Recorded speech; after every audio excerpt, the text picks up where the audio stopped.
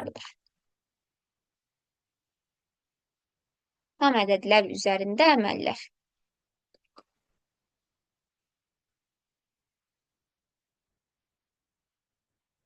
Əməllər. Tam ədədlər. Müsbətlə müsbətin toplanması, çıxılması məlum məsələdir. Deyək ki, aşağılar. 10-dan çıxmaq istəyirəm 15-i. Görürsünüz ki, kiçikdən böyük çıxılır. Mütləq kiçikdən böyük çıxanda mənfi ədəd alınacaq.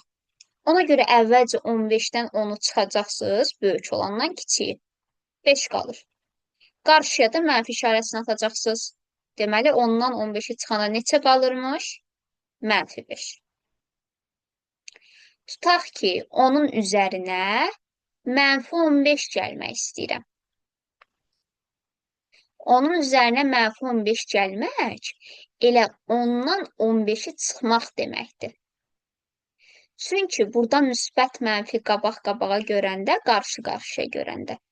Bilin ki, nəyə aparacaq, hansı əmələ aparacaq? Çıxma əməlini aparacaq. Çıxma əməlini aparacaq. Yəni, 10-dan 15-i çıxanda mənfi 5 eləyəcək. Amma belə qayda var ki, mənfi ədədlə müsbət ədədi toplayanda böyükdən kiçiyi çıxırsınız, yəni 15-dən 10-u çıxırsınız, qarşısına böyüyün işarəsini qoyursunuz. 15-in işarəsi mənfidir. Mənfi və müsbət ədədin toplanması.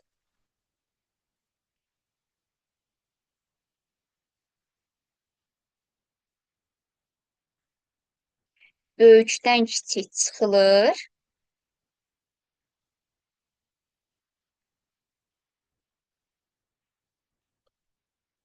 Qarşısına böyüyün işarəsi qoyulur.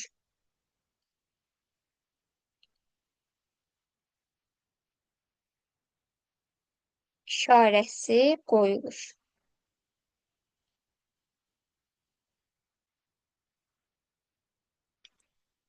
Məsəl üçün, mənfi 20 üstə gəlinsin 40. 40-dan 20-ni çıxıram, 20 qalır. Qarşısına da 40-ın işarəsini qoyuram. Yəni, müsbət. Aydındır uşaqlar. Bəli, müəllimə. Bəli. İndi gəlin, mənfi ədədlə mənfi ədədin toplanmasına baxaq. Məsəl üçün, mənfi 13 üstə gəlinsin, mənfi 5. Toplamaq istəyirəm. Heç nə. 13 ilə 5-i toplayacam, qarşısına mənfi qoyacam. Neynədik? 13 ilə 5 topladıq, qarşısına mənfi işarəsini qoyduk. Mənfi ədədləri toplayarkən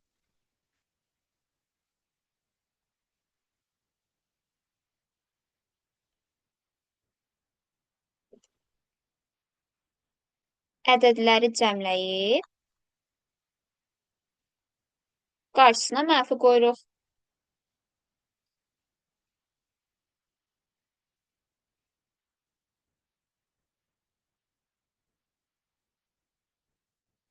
Qarşısına mənfi qoyduq. Məsələn, birini də göstərmək istəyirəm. Mənfi 12 çıxılsın 4. Uşaqlar, mənfi 12 çıx 4. Bu elə nə deməkdir? Mənfi 12 üstə gəl mənfi 4 deməkdir. Çünki bayaq nə qeyd eləmişdim?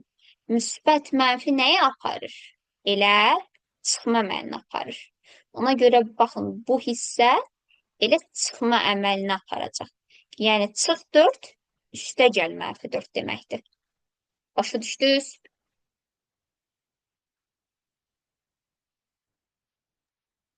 Başa düşmədiniz? Müəllimə başa düşdüm. Başa Aha. düşdüm, müəllimə. Tamam. Həm də diqqət edin, bura məntiqlə düşünün. Mənfi ədədi 4 vahid də azaldır. Yəni, bu mənfi 8 olmayacaq axı.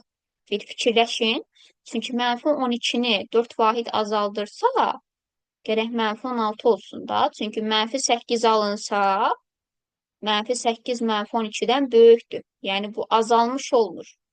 Əksinə 4 vahid artmış olur. Yəni çıxanda çıxıramsa, deməli yenə də azalmalıdır. Ədədim ona görə -16 olur. Belə.